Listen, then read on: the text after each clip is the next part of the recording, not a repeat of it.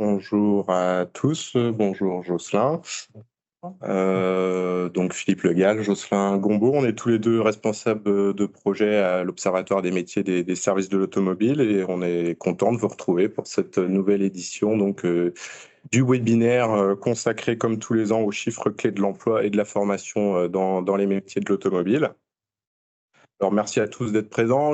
Pour rappeler un petit peu le déroulé de ce webinaire, dans un premier temps, on va regarder un petit peu les dernières tendances au niveau de l'emploi dans les différents secteurs de la branche des services de l'automobile. Ensuite, on essaiera de faire le lien avec la rentrée 2023, dans nos établissements de formation, aussi bien en CFA qu'en lycée professionnel. Dans un autre temps, on regardera ensuite comment ces jeunes qui sortent de formation sincère, voilà, professionnellement. Et enfin, on s'attardera sur la trajectoire des jeunes, notamment en bac professionnel, de leur année de première à leur sortie de formation. Alors, première question, déjà, comment évolue l'emploi? Quelles sont les dernières évolutions récentes de l'emploi en 2023 dans les différents secteurs de la branche, Jocelyn? Eh bien, globalement, l'emploi, vous le voyez, l'emploi dans le secteur du commerce et de la réparation automobile se porte plutôt bien aujourd'hui. Donc, au 31 décembre 2023, selon les données estimées de l'URSSAF, le commerce et la réparation automobile pèserait 389 803 salariés, sachant effectivement que dans 4 mois, nous aurons effectivement les données définitives. Euh, de fait, effectivement, si on se souvient bien, avec la hausse du prix des véhicules neufs et la baisse des stocks de véhicules d'occasion, on sentait que l'année 2022 avait un peu marqué le pas et l'emploi semblait effectivement un peu plus se stabiliser. Et il n'en est finalement rien, puisqu'en 2023, eh bien 2023 a apporté un regain de croissance, en grande partie à cause de la très bonne santé du secteur de l'entretien-réparation et du vieillissement du parc automobile en circulation. Et ainsi, donc, sur l'ensemble de l'année 2023, la tendance s'oriente à une hausse assez significative avec plus 2,2%, plus 8 450 salariés, impulsé aussi également par l'apprentissage, puisque je vous rappelle que les données d'emploi comportent désormais l'apprentissage. Et donc, on compte également les apprentis dans l'évolution de l'emploi et ça compte finalement beaucoup dans notre secteur. L'emploi dans le commerce et la réparation automobile, il faut le rappeler, est à son niveau le plus haut jamais observé et poursuit sa croissance entamée depuis la fin 2014 avec plus de 57 000 salariés supplémentaires qui ont rejoint la branche en 9 ans, plus 17%. Alors, si on regarde la croissance de l'emploi dans les différents secteurs d'activité, eh bien, on s'aperçoit quand même assez vite que la croissance de l'emploi en 2022-2023 n'est pas homogène sur l'ensemble des secteurs d'activité. Hein, celui qui progresse le plus, c'est l'entretien et la réparation automobile, qui est composé essentiellement des artisans automobiles et qui s'appuie sur le parc automobile en circulation et la croissance de l'âge du parc de ce parc automobile. Tandis que le commerce automobile, qui lui est plutôt composé essentiellement des réseaux constructeurs, dépend davantage des immatriculations VN comme VO, et lui, en revanche, voit plutôt effectivement en 2023 l'emploi stagner. Le commerce automobile, dont l'emploi est en majeure partie, du coup, dont est composé en majeure partie aussi des concessions, a pâti, je vous le rappelle, de la crise Covid, a pâti de la crise des semi-conducteurs qui a suivi, et l'emploi salarié hors apprentissage, puisqu'à l'époque, on avait les données hors apprentissage, s'était orienté à la baisse en 2020 et en 2021. Et du coup, effectivement, l'année 2022 avait marqué une forme de relative stabilité en intégrant en intégrant les apprentis, désormais puisqu'on intègre les apprentis à nos statistiques. Mais 2022 perd légèrement, on perd légèrement vraisemblablement de l'emploi dans le commerce automobile, lié effectivement aux difficultés de vente en particulier en 2022. Il semblerait que 2023 se stabilise et les premières estimations qu'on peut avoir de 2024 sont plutôt favorable, puisqu'on sait effectivement que le commerce a tendance plutôt à remonter en ce début d'année 2024. Par contre, effectivement, l'emploi dans l'entretien-réparation, lui, progresse assez fortement dans ce secteur. C'est bien l'entretien-réparation, les artisans qui génèrent la plus forte hausse d'emploi. Le secteur bénéficie, vous le savez, effectivement, d'un âge du parc croissant, d'une grosse activité sur les diesels âgés, donc liés aux problématiques de turbo ou de post-combustion. Et puis aussi, on sait que il y a des difficultés de fiabilité des moteurs essence 3 cylindres qui génèrent effectivement une activité assez soutenue en après-vente et génèrent une activité pour l'entretien et la réparation automobile, essentiellement artisans, agents et MRA. En ce qui concerne les autres secteurs d'activité, vous le savez, les centres auto et fast-fitters, comme on les appelle, et réparateurs rapides, ont ajusté assez vite leur main-d'œuvre aux effets du confinement en 2020. Vous voyez ce petit écart.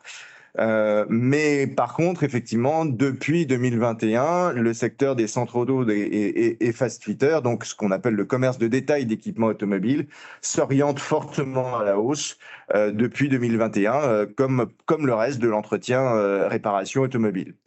Et effectivement, en termes d'entrée atelier, en termes de volume d'entrée atelier comme d'emploi, les centres auto, réparateurs rapides et pneumaticiens sont un secteur très dynamique en ce moment. Donc en revanche, le commerce et la réparation de véhicules industriels, lui, avait chuté de 2,5% en 2020. L'emploi est désormais stabilisé en 2020-2021 et pourrait légèrement augmenter en 2023. Le secteur du motocycle, lui, avait été le plus en forme de la période post-Covid. C'était le transport individuel par définition. Et effectivement, il y avait une croissance des ventes assez forte dans le commerce et la réparation, motocycle, précisons bien, pour commerce, réparation, motocycle. Et il y avait une croissance des immatriculations nettes. Là, en revanche, effectivement, l'emploi semble quand même se stabiliser, effectivement, depuis 2 ans. On assiste désormais à une stabilisation de l'emploi. Alors, on a vu effectivement on a vu effectivement les particularités de l'emploi sectoriel. Il s'agit maintenant désormais pour nous de savoir si nos effectifs en formation automobile sont en capacité de répondre à ces besoins d'emploi, puisque effectivement on a tendanciellement des besoins croissants. Et donc pour cela, la NFA collecte des effectifs en formation automobile auprès des établissements de formation, collecte les effectifs. Et puis, je vais inviter Philippe à nous en parler. Voilà un petit rappel du périmètre du comptage des effectifs donc en formation. Donc on est uniquement sur la formation initiale et donc tous les ans on renouvelle notre enquête auprès de tous les établissements de formation qui proposent au moins une formation au métier de l'automobile. Donc on les invite à se connecter à notre outil donc en novembre pour faire un recensement des effectifs dans les différentes filières de formation. Donc sont interrogés bien entendu tous les CFA et lycées proposant des formations ainsi que quelques autres OF d'entreprises par exemple. Quelles certifications sont recensées? Alors tout ce qui est donc diplôme de l'éducation nationale, bien entendu, donc CAP, Bac Pro, BTS. La licence professionnelle et le titre d'ingénieur sont également recensés. Et d'autre part, autre élément important, donc tout ce qui concerne les certifications de branche en alternance, puisque vous le savez peut-être, certaines certifications de branche sont également proposées aux salariés en poste ainsi qu'aux demandeurs d'emploi. Alors maintenant que vous avez compris comment le système fonctionne, qu'est-ce qu'on peut dire sur la rentrée 2023 pour la formation automobile? Qu'elle s'inscrit dans la dynamique des années précédentes, hein, comme vous pouvez le voir sur cette slide. Donc, on recense un petit peu plus de 71 000 jeunes en formation donc à la rentrée 2023. Par rapport à l'année d'avant, c'est une progression de 2750 jeunes supplémentaires, donc une hausse de 4% des effectifs au global, hein, qui se forment donc à un métier de l'auto, du poids lourd, de la moto ou du cycle. On peut le voir sur le graphique de droite que les évolutions selon le mode de formation ne sont toutefois pas les mêmes. On a d'un côté la voie scolaire, donc les lycées professionnels qui sont voilà, dans une relative stabilité, hein, depuis nombre d'années maintenant, avec des effectifs qui sont voilà, légèrement au-dessus de 30 000 lycéens. Mais voilà, l'évolution des effectifs sur ces dernières années, puis même depuis 9 ans maintenant, est en grande partie impulsée par l'alternance. Donc, vous le voyez, on a un peu plus de 40 000 jeunes en alternance donc, à la rentrée 2023, ce qui représente une hausse de plus de 6% à cette rentrée. Et si l'on regarde un petit peu plus en arrière, notamment donc, depuis la reprise de l'emploi fin 2014 et la reprise de l'alternance dans la foulée, c'est une évolution de près de 90% du nombre d'alternants donc en 9 ans. Donc, au global, on a donc 57% donc des jeunes qui se forment au métier de l'auto via l'alternance. Rapidement, hein, ce graphique, c'est le même que la slide d'avant, mais légèrement plus détaillé, donc selon le mode de formation. Et donc, voilà, c'était pour vous repréciser que voilà, ces dernières années, des CQP, donc des certificats de qualification professionnelle, donc qui sont plutôt passés en voie de contrat de professionnalisation, ont été transformés en titres à finalité professionnelle qui sont donc, eux, accessibles via l'apprentissage. Et donc, vous le voyez, on a eu un report ces dernières années voilà, des contrats de professionnalisation vers l'apprentissage. Alors, quand on regarde un petit peu ces effectifs, ces différents modes de formation, de comment ils sont constitués, notamment en termes de niveau de diplôme, on s'aperçoit que la structure des niveaux de diplôme est quand même très largement différente selon que l'on se forme en alternance ou en statut scolaire. Le diplôme le plus important de l'alternance, c'est toujours le CAP, avec près d'un alternant sur deux qui est formé à ce niveau. C'est la plus forte hausse en alternance à cette rentrée, hein, 8% de jeunes en plus se formant en CAP. Le deuxième diplôme, donc le plus important en alternance, c'est le bac pro, avec donc un jeune sur trois qui s'y forme. Et on retrouve ensuite le BTS avec 9% des formés en alternance et la bonne part tout de même donc des certifications de branche qui représentent plus d'un formé sur 10 en alternance, et on peut le voir, qui ont à nouveau progressé de 5% à cette rentrée. Cela à mettre en face voilà, des niveaux de diplôme via la voie scolaire, où on voit que clairement c'est le bac professionnel qui est le diplôme majoritaire dans cette voie de formation. Les trois quarts des formés en voie scolaire le sont au niveau bac pro. Un bac pro qui est souvent réalisé en 3 ans en voie scolaire, alors qu'il est plus souvent réalisé en 2 ans en alternance. En voie scolaire, vous le voyez, les effectifs sont stables selon les différents niveaux. On constate tout de même une baisse de 150 jeunes sur le niveau BTS. Un rapide zoom sur les certifications de branche pour vous montrer l'évolution de ces dernières sur voilà, ces dernières rentrées. Justement, à la rentrée 2023, on a près donc, de 4 900 jeunes qui se forment donc, à une certification de branche. C'est un chiffre en hausse par rapport à l'année précédente, donc comme je vous l'ai dit, de plus de 5%. Mais on voit que voilà, la progression est constante hein, depuis 2016 et qu'on peut voir que les effectifs ont doublé voilà, depuis cette année 2016, passant de 2400 à près de 5000 formés cette année. Quand on regarde un petit peu dans le détail ces différentes certifications de branche et les effectifs et les évolutions pour cette rentrée, alors on voit que c'est principalement donc les certifications de branche, les titres à finalité professionnelle, ceux qui ont été ouverts à l'apprentissage, hein, qui sont les plus demandés, avec voilà le titre à finalité professionnelle vendeur automobile notamment, ou encore technicien expert après-vente automobile, voilà, avec des belles hausses encore à cette rentrée. Je pense notamment aussi au titre à finalité professionnelle réceptionnaire après-vente, alors qu'on va constater des baisses sur les titres de la filière cycle. On en reparlera un petit peu plus tard. Également, on a voulu regarder donc les alternants donc, qui ont rejoint une formation cette année. Ils sont 2400 de plus qu'à la rentrée précédente.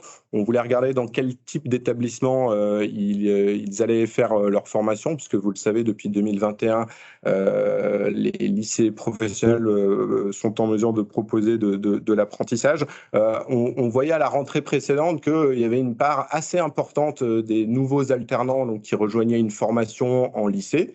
On peut dire que c'est toujours le cas à cette rentrée 2023, d'une façon tout de même un petit peu moindre qu'à la rentrée d'avant, puisque donc à la rentrée 2022, les nouveaux alternants se répartissaient à 60% dans un CFA et à 40% dans un lycée professionnel. On est plus à un ratio de 75-25 sur cette rentrée 2023. Autre chiffre que nous souhaitions mettre en avant, c'est la progression du nombre de femmes en formation, qui est clairement perceptible sur ces dernières rentrées, et notamment la plus récente, qui a vu donc le nombre de femmes en formation augmenter en un an de 19%. Donc aujourd'hui, elle représente 5% des effectifs, ce qui, au regard de l'emploi salarié, est largement supérieur, hein, puisque sur les métiers techniques, de mécanicien, technicien ou encore carrossier, au sein de l'emploi salarié, on est plus à une part de femmes autour de 1,5%. Donc, il est intéressant de voir qu'au niveau de la formation, on a des chiffres plus importants. Quand on regarde un petit peu au niveau des différentes filières de formation, alors déjà, il y a une filière où elles sont plus présentes que dans les autres, c'est la filière vente automobile, où plus de 15% voilà, des effectifs sont des jeunes femmes. Mais ce qu'il est intéressant de constater, c'est que toutes les filières de formation voient leur part de femmes augmenter depuis 2 ans maintenant, et 2 filières particulièrement qu'on a souhaité mettre en avant, notamment la carrosserie peinture, hein, qui a vu son nombre de femmes en formation presque doubler en 2 ans. Et notamment en alternance, et autre filière qui voit son nombre de femmes en formation augmenter de façon importante, c'est la maintenance moto, donc à cette rentrée 2023. Jocelyn, tu as peut-être des éléments pour nous expliquer les raisons de cette bonne santé de l'appareil de formation? Oui, bien sûr, il y en a 2. Alors, donc, je vous ai déjà présenté l'évolution de l'emploi. Là, je vous le présente. Je vous présente aussi un graphique de l'évolution de l'emploi, cette fois trimestre par trimestre, et puis sur un temps un peu plus court, mais pour bien, effectivement, voir et prendre conscience que l'emploi sectoriel est dans une très bonne dynamique. Et effectivement, quand on fait tous les calculs de taux de corrélation possibles entre l'évolution de l'emploi salarié et l'évolution de l'apprentissage, eh bien, on a un lien de causalité extrêmement fort entre ces 2 évolutions. Donc, de fait, effectivement, l'évolution de l'emploi est le principal facteur explicatif et interprétatif de l'évolution de l'apprentissage. Il y a un deuxième élément, bien évidemment, qui doit être pris en compte, ce sont les aides à l'alternance. Donc, effectivement, elles ont été reconduites en 2024, sachant effectivement que les financeurs ont été invités à effectuer des propositions pour pérenniser le financement de l'apprentissage. Donc, on peut imaginer en 2025 qu'il y ait des évolutions de ces aides à l'alternance. Quoi qu'il en soit, Il y a toujours effectivement l'exonération des cotisations sociales et CSG. Bon, ça c'est classique, ça tout le monde connaît, mais effectivement la particularité, c'est l'aide exceptionnelle de 6 000 euros pour un jeune et de 8 000 euros pour un adulte. C'est ce fameux plan Un jeune, une solution qui effectivement génère une activité soutenue en termes d'alternance. À garder à l'esprit aussi que ces aides exceptionnelles sont versées lors de la première année du contrat d'apprentissage. Et finalement, ça peut potentiellement, peut-être effectivement favoriser des formations en un an par rapport à des formations en 2 années. C'est un peu ce qu'on constate d'ailleurs dans les évolutions récentes. Voilà, sachant aussi que l'apprentissage marque le pas. L'apprentissage, toutes branches confondues, marque quand même le pas. Donc on voit bien effectivement que la dynamique de l'emploi est quand même l'élément dominant pour notre secteur, pour la bonne santé des effectifs en formation dans notre secteur d'activité. Voici. Et puis maintenant, ce qui serait intéressant, c'est de faire le point sur les différentes filières de formation. Je vais repasser la parole à Philippe pour qu'il nous explique un peu les différences entre les différentes filières de formation. Merci Jocelyn. Oui, on va balayer les différentes filières de formation une par une, regarder un petit peu ce qui s'est passé à la rentrée. On va commencer par la filière la plus importante de la branche, la maintenance des véhicules particuliers, donc qui rassemble un petit peu plus de 43 000 jeunes donc en formation à la rentrée 2023. La part de l'alternance, donc vous le voyez, qui est majoritaire depuis 3 ans maintenant, est de 56% à la rentrée, et on a une progression de l'alternance voilà, dans la moyenne de nos effectifs de plus 6% donc à la rentrée. On a donc 24 000 jeunes en alternance donc dans cette filière maintenance VP. À savoir qu'en 6 ans, hein, le nombre de formés en alternance a augmenté de près de 50%. Vous pouvez le voir sur le graphique de droite, hein, selon qu'on se forme en alternance ou en statut scolaire, les niveaux de diplôme sont différents, hein, puisque en alternance, on est à peu près à équivalence entre le CAP et le bac pro en termes d'effectifs. On va retrouver également donc le BTS avec 12% des formés, et on a près de 1750 alternants également qui préparent donc une certification de branche dans cette filière. Pour ce qui est du statut scolaire, donc on a des effectifs relativement stables, hein, autour des 19 000 jeunes en formation, et donc près de 80% d'entre eux se forment au niveau bac professionnel. On vient à la deuxième plus importante filière de formation, qui est la carrosserie peinture, où on a près de 16 000 jeunes à la rentrée 2023 qui se forment à ces métiers. Là aussi, hein, une hausse de l'alternance à la rentrée 2023, plus 7,6%, une hausse relativement importante, avec voilà, dans beaucoup de filières, en tout cas dans les filières de la maintenance, hein, une hausse qui est continue maintenant depuis la rentrée 2015, avec des chiffres qui avoisinent voilà, les 90% d'évolution donc en 9 ans maintenant. À savoir que également donc sur cette filière de formation qu'est la carrosserie peinture, on a uniquement donc 2 CAP et un bac professionnel. Il n'y a pas de BTS dans cette filière. Et vous pouvez le voir en alternance, on a 12% des formés, un peu plus de 1000 jeunes qui se forment donc à une certification de branche.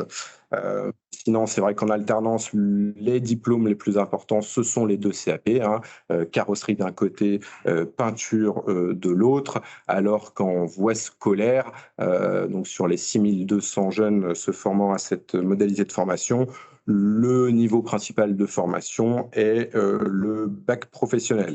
Donc c'est la filière où l'alternance pèse le plus, hein, mais c'est aussi une filière de formation où le geste professionnel est très largement mis en avant. J'en viens à la maintenance des véhicules industriels où on a donc un petit peu plus de 5600 jeunes à la rentrée 2023 qui se forment à ces métiers du VI. Une part de l'alternance qui est à 58% dans cette filière, avec une progression de l'alternance un petit peu plus légère que dans les autres filières. On est à plus 4% à cette rentrée, mais c'est assez logique au regard des évolutions de l'emploi dont Jocelyn vous a parlé un petit peu plus tôt. Ce qui diffère au sein de cette filière maintenance VI également, c'est la typologie des niveaux de diplôme, puisqu'en alternance, là, le bac professionnel s'avère être le diplôme majoritaire dans une filière où les évolutions technologiques sont très importantes et requièrent un niveau de formation peut-être un petit peu plus élevé que dans les autres filières. Également en alternance, on a quelques certifications de branche. On a 140 jeunes qui se préparent à une certification de branche et la part également importante du BTS dans cette filière de formation.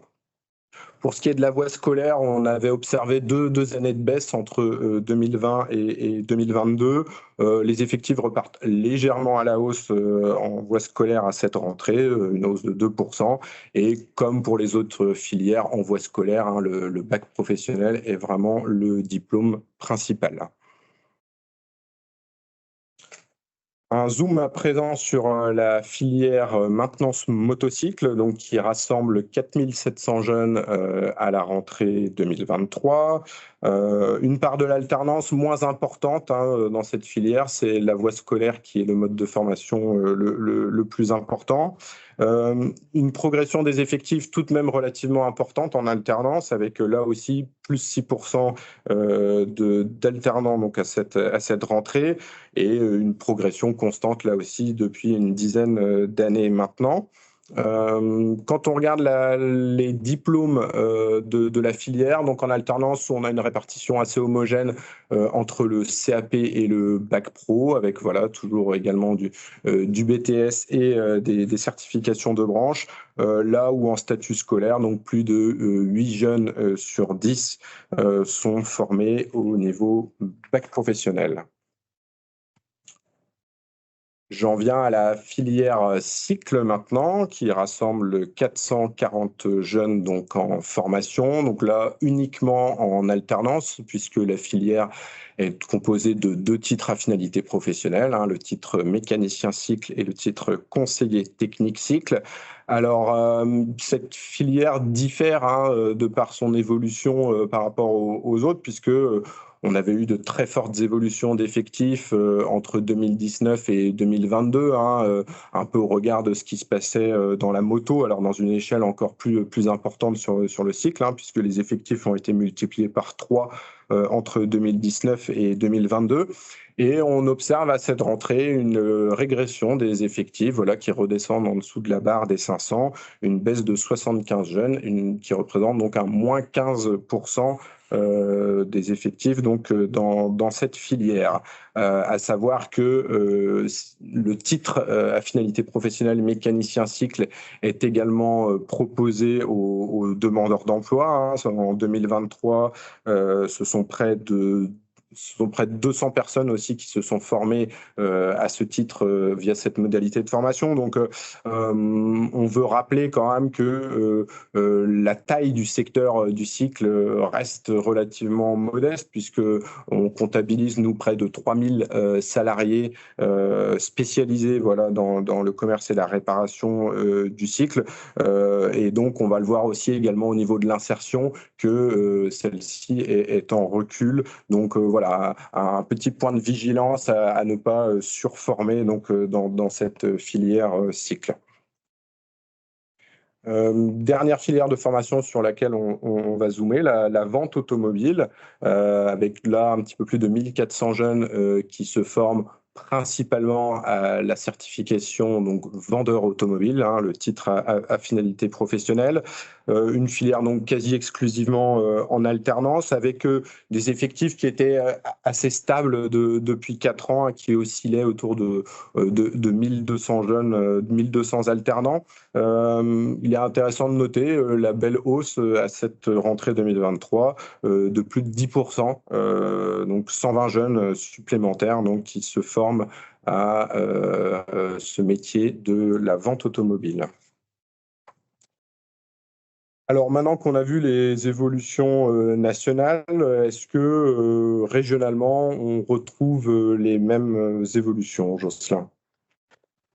Eh bien, pour essayer de comprendre cela, je vous propose deux cartographies. Une première cartographie qui vous montre les effectifs régionaux en alternance dans dans la branche des services de l'automobile et la part de l'alternance sur chacune des régions.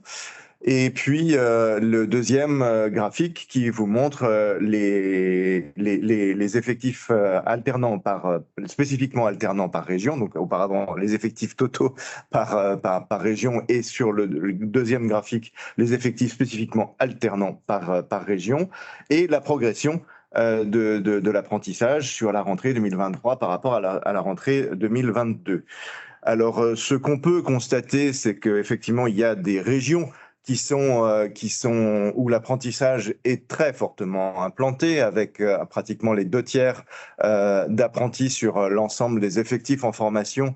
On peut citer par exemple la région Auvergne-Rhône-Alpes, la région Nouvelle-Aquitaine et la région Pays de la Loire. Et puis effectivement, en termes d'augmentation, vous pouvez voir effectivement que l'apprentissage augmente globalement partout, sauf effectivement à la rigueur en Île-de-France, où on est pratiquement à une stagnation, une toute petite évolution, mais on est près de la stagnation.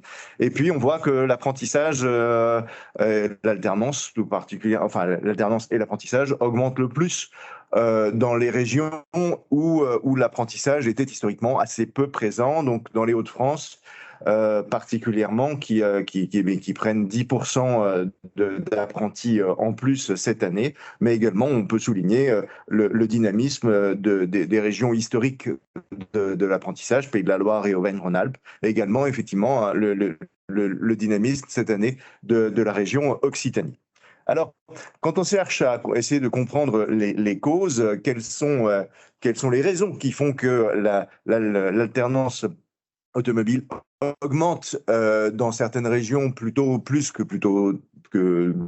certaines régions que plutôt d'autres, eh bien, globalement, ce qui est important de garder à l'esprit, c'est toujours, effectivement, l'évolution de l'emploi sectoriel régional. Or, effectivement, on sait que l'emploi sectoriel régional est très fortement corrélé à l'évolution du parc automobile en circulation, et le parc automobile en circulation est très fortement corrélé à l'évolution de la démographie du territoire. Donc, si vous prenez effectivement la démographie du territoire, vous aurez effectivement une image de ce que de la façon dont peut évoluer l'emploi sectoriel spécifiquement par rapport au reste de l'évolution nationale. Donc effectivement, le dynamisme démographique de l'Occitanie ou des Pays de Loire génère naturellement une croissance plus forte du parc automobile et plus d'emplois sectoriels, et des régions moins dynamiques démographiquement, comme par exemple la Bourgogne-Franche-Comté ou le Grand Est, eh bien, sont de façon contradictoire, sont également affectés, mais dans l'autre sens, par ces évolutions. Il faut aussi rajouter les effets de démotorisation spécifiques des ménages qu'on peut constater en Île-de-France, qui génèrent la plus faible progression d'emploi sectoriel régional et la plus faible croissance de l'apprentissage. À cette situation conjoncturelle se rajoutent aussi d'autres causes liées aux politiques régionales, emploi-formation vis-à-vis de l'apprentissage. La politique historique, tout d'abord, effectivement, on en parlait tout à l'heure, le poids historique de l'apprentissage ou des lycées privés ou des lycées publics diffère d'une région à une autre. Voilà, Auvergne-Rhône-Alpes pour l'apprentissage, par exemple, Bretagne pour les lycées privés, Hauts-de-France et Grand Est pour les lycées publics. Chaque région a ses bastions historiques de type d'organisme de formation, et selon effectivement la dynamique de rattrapage, eh bien effectivement, on va voir que la typologie historique de l'offre de formation sur un territoire va avoir un poids sur les évolutions qu'on va pouvoir constater actuellement. Et de fait, bien évidemment, les effets des politiques plus récentes, parce que vous voyez bien que les plus grosses évolutions de l'apprentissage se situent dans les régions avec la plus faible part d'apprentis, particulièrement dans les Hauts-de-France, terre historique de lycée professionnel public qui voit rattraper son retard. Mais dans ce cas précis, il faut garder à l'esprit aussi que ce rattrapage, entre guillemets, de l'apprentissage dépasse les formations automobiles. Hein. C'est la région où l'apprentissage progresse le plus en 2023, selon la DARES. Donc, l'automobile prend le pas également des autres formations en apprentissage.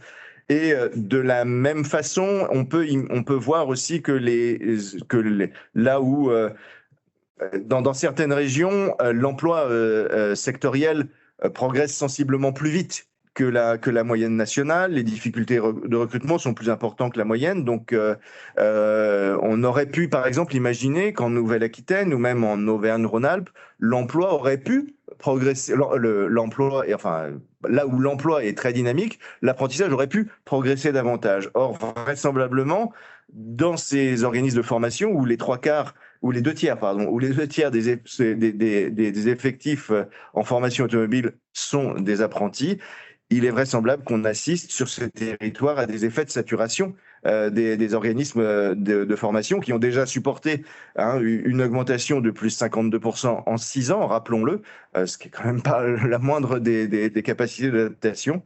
Et effectivement, voilà, en Nouvelle-Aquitaine, c'est sans doute pour cette raison que la faible croissance de l'apprentissage en 2023 dépasse aussi le cadre des formations automobiles.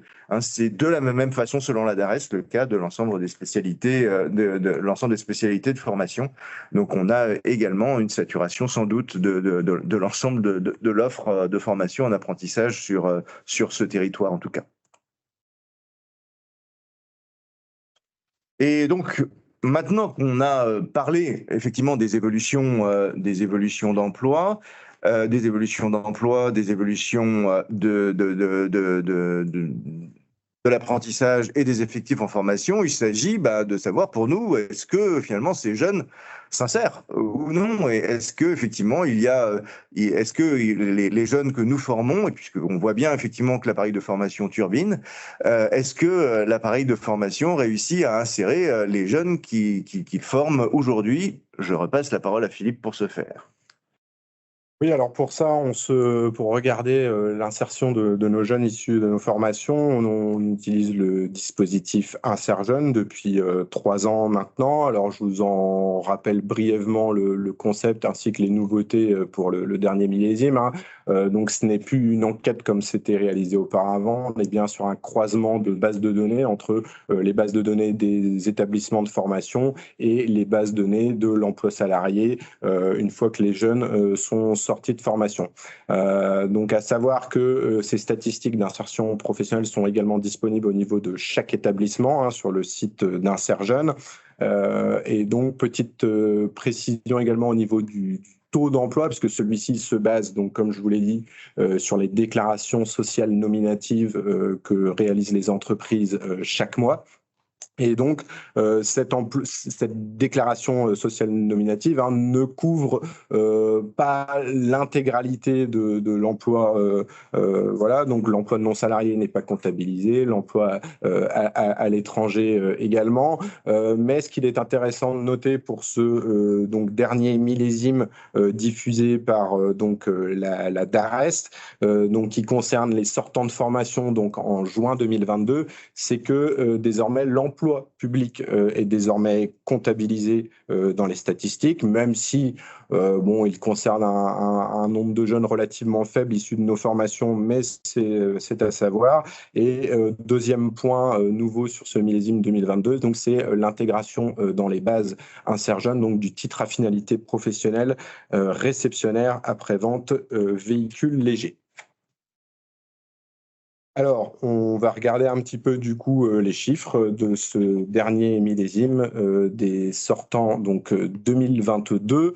On avait donc un petit peu plus de 10 500 apprentis qui ont donc quitté une formation automobile donc en juin 2022 et donc 6 mois plus tard, 7 700 d'entre eux étaient en emploi. Soit un chiffre de 73%. Un chiffre donc qui progresse pour ce millésime de sortants de près de 3 points. Alors, tous les niveaux de diplôme voient leur insertion progresser.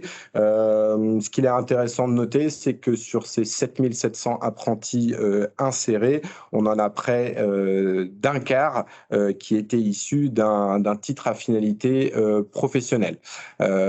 Également, vous allez le constater sur la slide suivante qui concerne les lycéens, où là, on avait donc près de 6000 lycéens qui sortaient de formation en 2022, donc un taux d'emploi moindre comparé aux apprentis, qui montre donc que 46% d'entre eux ont trouvé un emploi dans les 6 mois qui suivent la sortie de formation. Alors un taux qui est en nette progression pour ces sortants en 2022, puisqu'il a pris 6 points.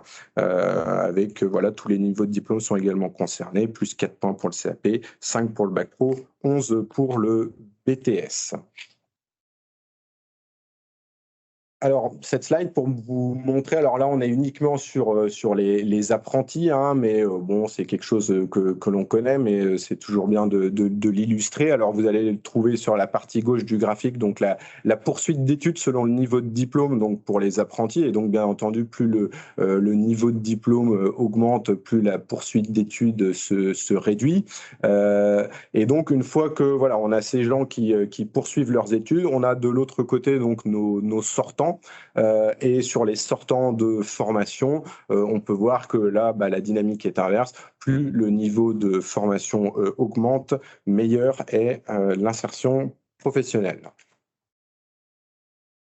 Également un petit zoom, mais par filière, voilà, qui nous permet de comparer les différentes filières de formation, alors toujours en apprentissage, avec toujours sur la partie gauche la part de poursuite d'études, donc parmi les jeunes qui sont en dernière année de formation à l'année N, on regarde en N+1 la part de ceux qui sont toujours en formation. On a des chiffres relativement homogènes sur les 3 filières de la maintenance, que sont le véhicule particulier, le véhicule industriel et la moto, avec des chiffres, on va dire, autour de 35% de poursuite d'études. Une poursuite d'études qui est quand même nettement plus importante dans la filière carrosserie-peinture, à rappeler aussi que cette filière de formation s'arrête au niveau bac professionnel. Pour ce qui est du taux d'emploi, vous pouvez le voir, on a aussi une relative homogénéité des taux d'emploi, parce qu'ils se situent tous entre 70 et 80%. Le plus faible en apprentissage étant celui de la carrosserie peinture, mais tout de même à 69% d'insertion, et le plus important étant celui de la maintenance véhicule industrielle, donc avec 78%. Ne figure pas sur ce graphique, mais on va en parler dans quelques minutes, l'insertion dans le cycle, dans la filière cycle, qui est donc à 73%, ainsi que l'insertion dans la filière vente, qui, elle, est à 81%.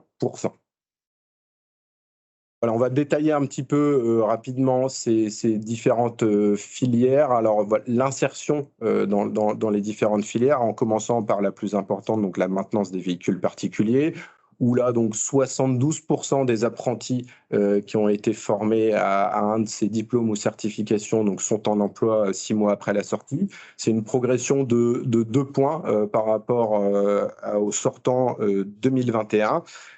Et donc, ça représente près de 4400 apprentis qui sont donc sortis de formation en 2022, qui ont donc trouvé un emploi. Pour les lycéens, on est sur un taux d'emploi donc inférieur qui se situe à hauteur de 48%. Mais comme on l'a vu précédemment, le taux d'emploi des lycéens professionnels a fortement progressé pour ce millésime de sortants et aura donc progressé de 6 points.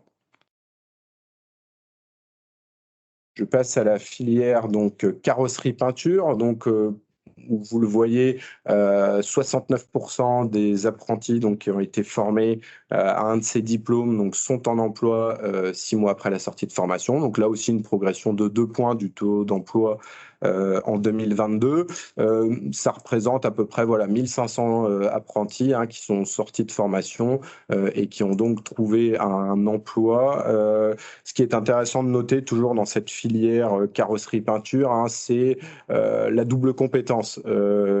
Carrosserie d'un côté, peinture de l'autre. Et on le voit bien au niveau des taux d'emploi, notamment du CAP peinture, qui est souvent réalisés après un CAP réparation des carrosseries, et on voit un taux d'emploi très important qui est même supérieur très légèrement à celui du bac professionnel. Pour ce qui est des lycéens dans cette filière de formation, l'employabilité est un petit peu plus difficile, hein. On sait que les entreprises privilégient les jeunes quand même, voilà, qui ont acquis le geste professionnel, notamment au niveau de leur alternance, et donc une insertion qui est à hauteur de 37% pour les lycéens professionnels, tout de même en hausse de 2-3 points. Donc c'est à peu près 500 jeunes issus de lycée qui ont trouvé un emploi. J'en viens à la filière donc maintenance des véhicules industriels maintenant, donc avec une insertion très forte dans cette filière. On est à près de 80%, donc 78% des apprentis sont en emploi. Un chiffre en hausse également, hein, de 3 points en 2022. Alors, depuis le début, c'est vrai qu'avec Jocelyn, on vous parle, voilà, il y a une augmentation des effectifs, il y a une augmentation de l'insertion. Il faut voilà, ajouter à ça une augmentation du coup du nombre de sortants, hein. Donc non seulement le nombre de sortants augmente d'année en année, et on voit que ils sont également de plus en plus à trouver un emploi. Donc c'est également le cas dans cette filière maintenance VI, hein, avec un taux d'emploi qui progresse d'année en année et qui a progressé de 11 points depuis 2019. On peut constater aussi que le taux d'emploi est relativement bon pour les lycéens, avec un lycéen sur deux qui trouve un emploi 6 mois après sa sortie de formation, avec une progression, là aussi, de 2 points pour le public en voie scolaire. La filière maintenance motocycle maintenant, avec voilà, là aussi un chiffre d'insertion très bon pour les apprentis, au-delà des 70%, 73%, donc des apprentis sont en emploi. Un chiffre assez stable par rapport au millésime précédent, ce qui donne 350 donc, apprentis issus de ces diplômes, donc, qui ont donc trouvé un emploi en 2022. On peut parler également du public lycéen sur cette filière. Donc, pour rappel, c'est la filière de formation où la voie scolaire est plus importante que l'alternance. Et on voit que l'insertion professionnelle de cette filière en lycée professionnel est relativement bonne. C'est même la meilleure pour une filière en lycée professionnel, puisque donc plus d'un jeune sur deux, 53% d'entre eux ont trouvé un emploi, avec une belle hausse de 6 points sur ce millésime de sortant 2022. Un zoom maintenant sur la filière cycle. Donc, je vous en parlais tout à l'heure en vous disant que les effectifs étaient en recul, léger recul, voilà, à cette rentrée 2023. Donc, un autre indicateur est en recul, c'est l'insertion des jeunes qui se forment donc à une de ces deux certifications de branche, puisque même si le taux d'insertion reste relativement bon au-delà des 70%, on voit que celui-ci a perdu 4 points sur le millésime donc 2022, ce qui représente un petit peu plus de 200 apprentis donc, qui ont trouvé un emploi suite à une formation dans le cycle. Ce qu'il est intéressant de noter, donc, c'est que l'employabilité a un peu baissé, donc notamment pour le titre conseiller technique cycle, hein, qui a vu son taux d'emploi donc perdre 5 points sur le dernier millésime. Mais voilà, il bénéficie quand même toujours d'une insertion largement meilleure que le mécanicien cycle. Autre point à noter dans cette filière cycle qui montre un petit peu la difficulté du secteur à intégrer tous les jeunes sortants de formation, c'est la poursuite d'études qui est également en nette progression de 7 points par rapport aux sortants 2021. Dernière filière sur laquelle nous zoomons au niveau de l'insertion, c'est la filière vente, avec un petit peu plus de 900 apprentis donc, qui ont trouvé un emploi en sortant de formation. Donc c'est la filière qui bénéficie du meilleur taux d'insertion, avec plus de 8 jeunes sur 10 en emploi. Et autre chose à noter dans cette filière, c'est le taux de poursuite d'études qui est relativement marginal après la certification vendeur automobile. Alors, on voulait vous rappeler aussi, en complément de cette insertion des diplômes de l'éducation nationale que l'on a pu voir dans les slides précédentes, c'est voilà, un focus un petit peu sur l'insertion des certifications de branche, puisque donc, pour rappel, on a 73% des apprentis issus d'un diplôme qui s'insèrent. Quand on se positionne uniquement sur les certifications de branche, ce taux est même à 93% de jeunes en emploi 6 mois après la sortie de formation. Donc une employabilité record pour ces certifications qui sont en moyenne d'un niveau scolaire légèrement supérieur au diplôme. Mais quand on compare à niveau équivalent, par exemple, si l'on met en face un BTS MVA en apprentissage, donc maintenance des véhicules particuliers, on est à 83% de taux d'emploi à 6 mois, là où un titre à finalité professionnelle technicien expert après-vente automobile culmine, lui, à 87% de taux d'emploi à 6 mois. Euh, les autres caractéristiques de l'insertion de ces certifications de branche, c'est voilà, ces quelques chiffres que vous pouvez voir. Parmi ceux qui sont en emploi, 90% d'entre eux sont restés dans la branche, 86% d'entre eux exercent bien le métier sur lequel ils ont été formés. La plupart sont employés en CDI et enfin, la quasi-intégralité en ressort satisfait de sa formation. Il y a juste une question dans le chat qui concerne on demande pourquoi est-ce qu'on n'a pas le taux d'insertion des TFP carrossier peintre. Est-ce que tu peux expliquer pourquoi dans Insert Jeune, il n'est pas présent? Voilà, donc il y a encore 2 titres à finalité professionnelle qui n'ont pas été intégrés aux bases d'Insert Jeune. Le titre mécanicien automobile et, comme le disait Jocelyn, le titre carrossier peintre. Alors, à savoir que le titre à finalité carrossier peintre est devenu justement un titre en 2022. Voilà, donc le temps que, alors sachant que c'est un titre qui se passe en 2 ans hein, dans la majorité des cas, donc le temps que ces cohortes de jeunes entrés en formation à partir de 2022 sortent de formation, ce qui sera plutôt le cas en 2024, et qu'après, il puisse y avoir le recoupement des bases de données. Donc, je pense que peut-être pour le prochain millésime, mais je serais plus confiant à 2 ans pour voir le titre à finalité carrossier peintre intégrer les bases.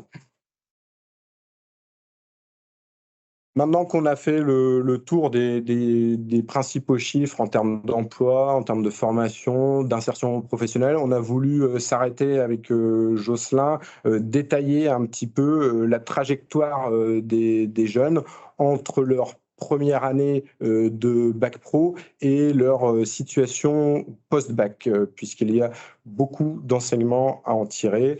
Je repasse la main à Jocelyn qui va vous expliquer tout ça. Ouais, c'est une nouveauté dans l'autofocus effectif insertion là, qui vient de paraître. C'est effectivement d'essayer de vous proposer une analyse qui essaye de cumuler les deux bases de données dont on dispose sur les effectifs et sur l'insertion, donc et spécifiquement sur le public bac pro. Donc effectivement, dans cette analyse, on vous montre 3 photos d'une même promotion de jeunes en bac pro, toutes spécialités automobiles, et vous allez voir que cette modélisation est assez riche en enseignement. Il y a donc une photo de cette promotion en classe de première 2021-2022, c'est selon les 2 premières colonnes en apprentissage et en statut scolaire. La même promotion en terminale après avoir passé le bac, et cette même promotion 6 mois plus tard, c'est la troisième grande colonne en apprentissage et en statut scolaire, 6 mois plus tard lors de l'insertion dans la vie active. Et du coup, effectivement, de cette analyse, il ressort 3 grandes instructions.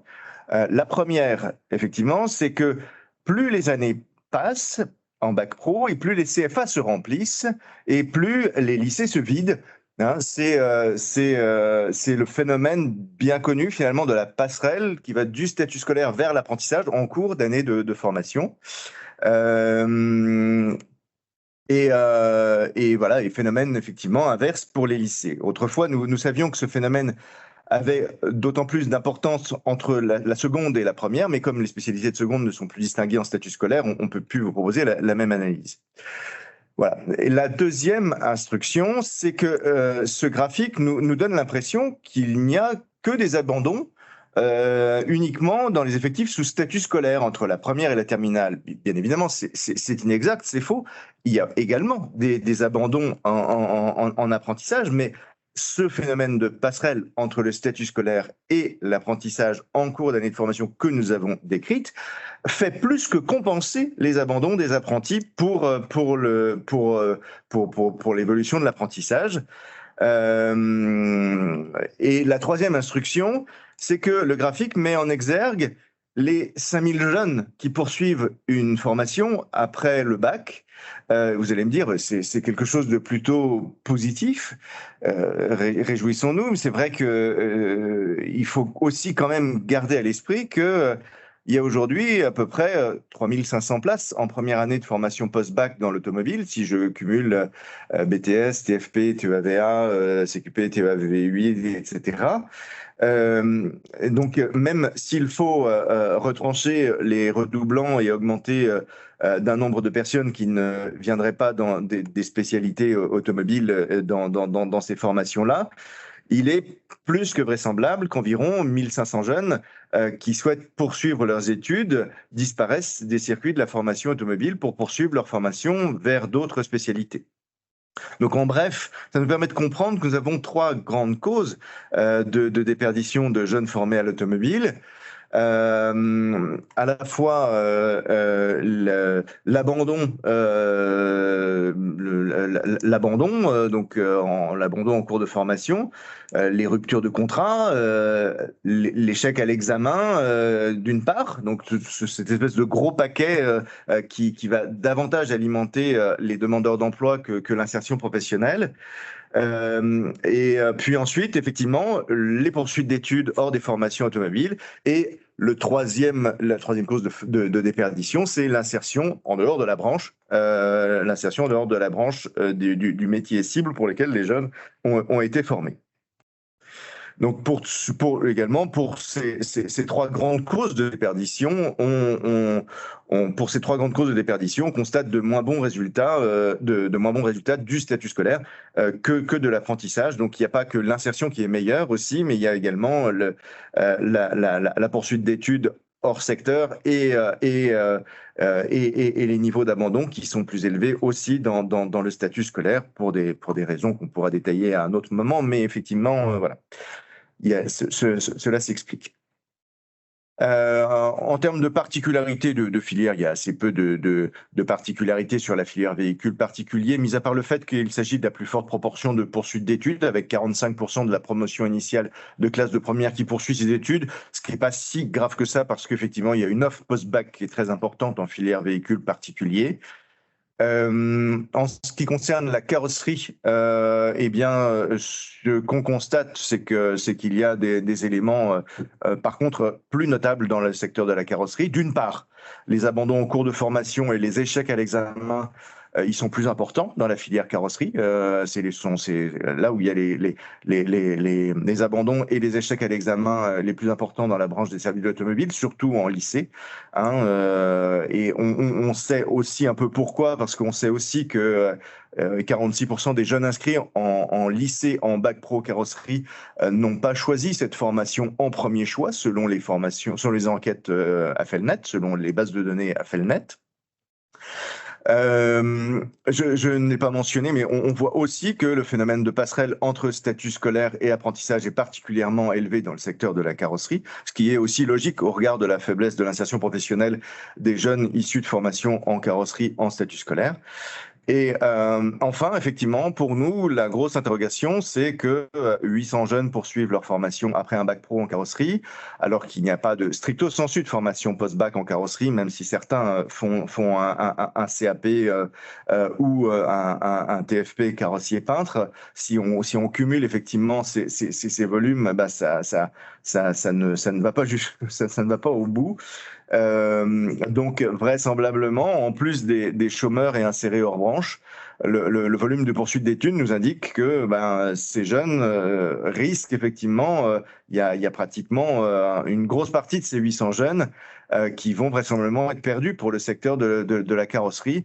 Et grâce à ça, on peut aussi aisément comprendre les phénomènes de déficit de carrossiers sur le marché du travail, malgré un effort de formation très conséquent effectivement sur la carrosserie. Et puis, zoomons aussi sur l'apprentissage, puisque 53% des apprentis de classe de première vont aussi poursuivre leur formation après une terminale.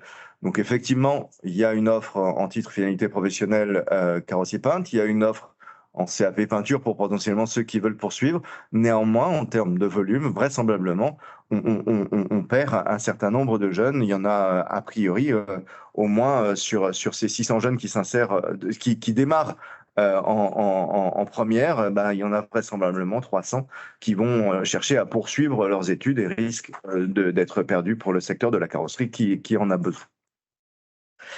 Et puis sur les deux dernières filières, pour passer rapidement, pour ce qui concerne le camion tout d'abord, il y a un autre phénomène intéressant, les abandons en cours de formation et les échecs à l'examen, ils sont particulièrement importants et c'est pour les mêmes causalités, hein, notamment sous statut scolaire, pour les mêmes raisons que pour la carrosserie. Les filières de véhicules de transport routier sont des filières un peu moins choisies que les autres par les jeunes, et on sait effectivement quand de fait les jeunes s'insèrent dans des métiers qu'ils n'ont pas totalement choisis, eh bien on le paye à un moment donné effectivement, et on le paye en termes d'abandon à un moment donné.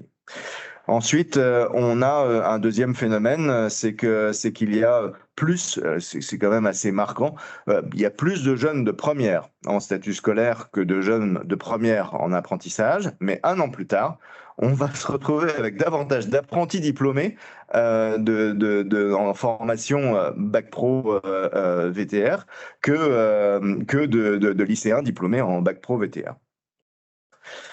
Et puis sur la filière moto, le phénomène de passerelle entre lycée et apprentissage est particulièrement important, hein, compte tenu du très important volume de jeunes qui sont formés en lycée sur cette filière. Et puis, comme Philippe le disait, l'insertion professionnelle, elle est plutôt bonne dans le secteur motocycle.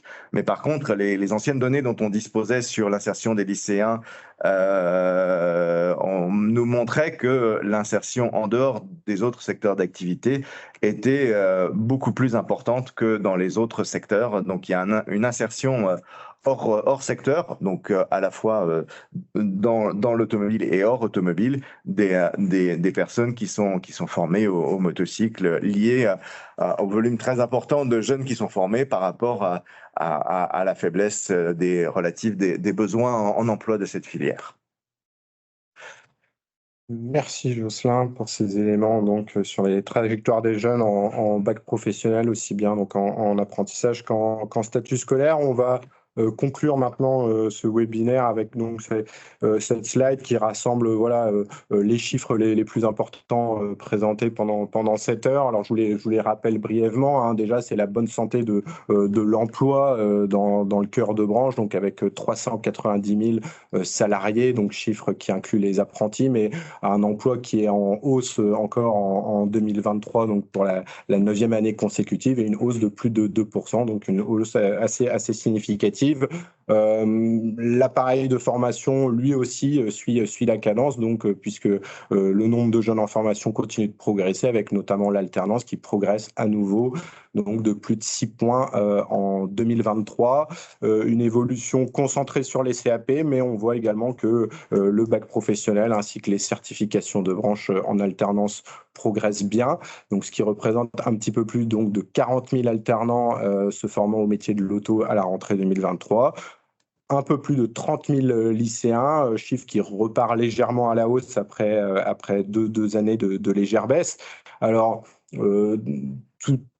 cette santé, on va dire, de l'emploi ainsi que de l'appareil de formation, hein, qui s'explique avec un secteur notamment de l'entretien-réparation, comme l'a expliqué Jocelyn, qui est plutôt en forme, avec un parc qui continue de croître, mais qui vieillit également, des aides à l'apprentissage qui se poursuivent et qui favorisent donc l'embauche de ces jeunes apprentis par nos entreprises.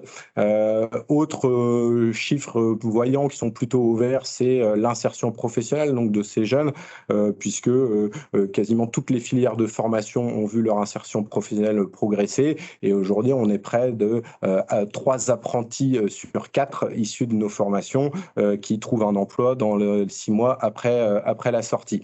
Un bref rappel également donc, sur ces nouveaux alternants donc, qui ont rejoint une formation, pour rappeler que 600 d'entre eux donc, l'ont intégré l'apprentissage au sein d'un lycée professionnel. Et dernier chiffre qu'on voulait mettre en avant, donc c'était la progression importante du nombre de femmes en formation, donc plus 19% à cette rentrée, après le plus 16% de la rentrée d'avant. Donc aujourd'hui, elle représente 5% des formés à nos métiers.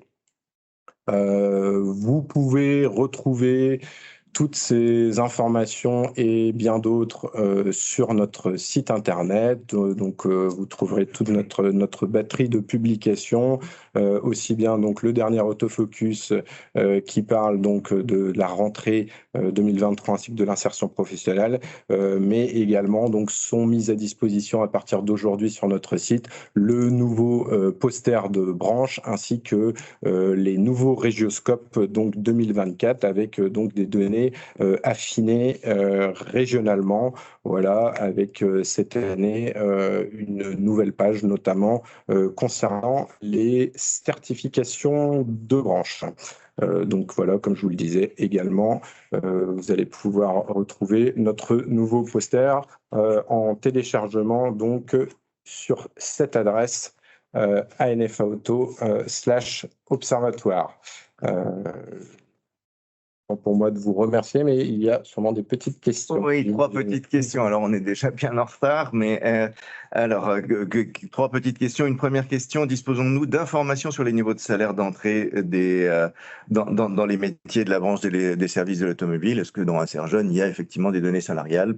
Non, non. Aujourd'hui, c'est vrai que le dispositif Inserjeune donne relativement peu d'informations par rapport aux enquêtes dont on bénéficiait il y a encore quelques années, mais il est prévu que le dispositif s'étoffe d'année en année avec, on l'espère avoir dans les années à venir, par exemple, un taux de CDI, un taux d'emploi dans le métier notamment. Pour ce qui est de la rémunération, à voir. En tout cas, c'est des données qui sont dans la DSN, donc qui sont susceptibles un jour d'être exploitées. Question de méthode ensuite. Est-ce que les alternants en poursuite d'études, toujours en alternance, sont-ils bien sortis des taux d'insertion? Oui, bien entendu, hein, on a une première base donc de sortants, de jeunes en dernière année de formation, voilà, sur lesquels certains vont poursuivre leurs études. Donc ceux-là, on va les écarter de notre deuxième base, qui est la base juste de sortants. Et donc sur ces sortants de formation, on va regarder 6 mois après ceux qui étaient en emploi. Donc, il n'y a pas d'informations sur les titres professionnels du ministère du Travail dans Inserjeune. C'est vrai que les personnes qui sont en titre professionnel répondent effectivement, sont des personnes en formation professionnelle continue des demandeurs d'emploi.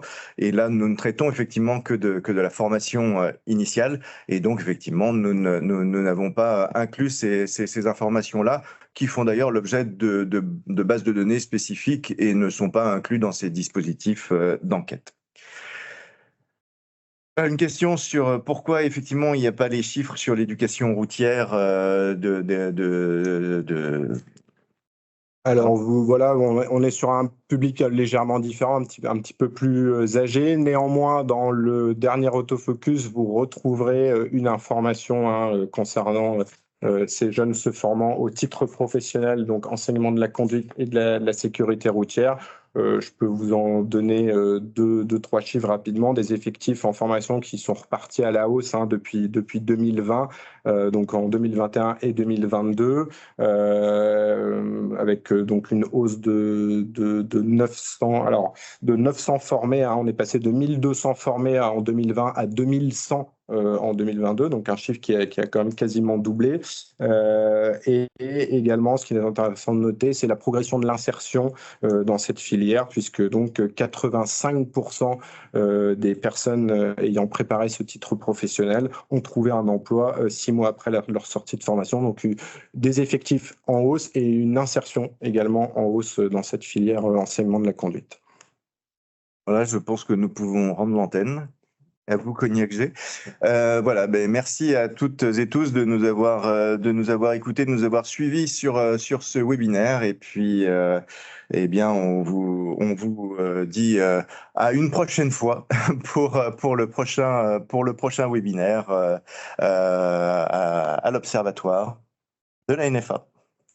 Merci à tous. Bonne journée. À bientôt. Au revoir.